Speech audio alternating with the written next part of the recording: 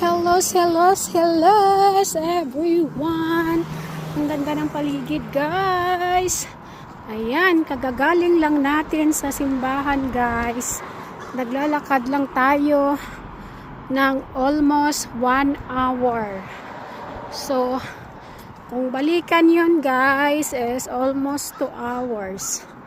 So, ganyan, guys. Naglalakad lang kami dito. Naglalakad lang kami, guys. Ayan, guys. So, may sign na walk na. So, dito, guys.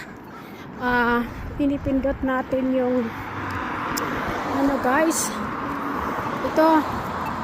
Ayan, guys. Oh. Ayan. So, pipindutin yan, guys, kung magko-cross tayo ng road. Kasi, para safe ang lahat. Ayan. So, ito, guys, Safeway. Kita ninyo yan. Is groceryhan yan, guys. Ayan. Safeway. Tapos, meron naman doon, guys, is Dollarama. Ayan, si Dollarama, guys, siya yung pinaka murang store dito, guys, sa Canada. So, mayroon diyang tagwa $1. Kaya, Dollarama, $1. So, ayan. So, ito yung bus. Mag-antay ka ng bus. Waiting stop. And, ito yung City Hall nila, guys. Ayan. Yan yung City Hall nila. Ayan, ang ganda niyan, guys, sa loob, malinis.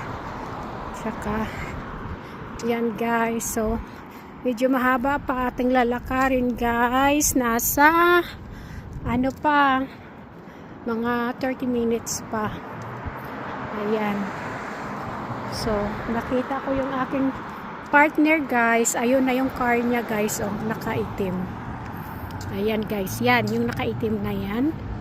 Hindi man lang kami pansin. So, hindi kami pinansin. Kaya, wala. Hindi kami sumakay sa car niya. Naglalakad kami. So, guys, so pretty flowers, diba? So, ang pretty niya. Ang ganda ng kanyang pagka-violet, just like. Ayan. So, ito ang TD Bank. Ayan.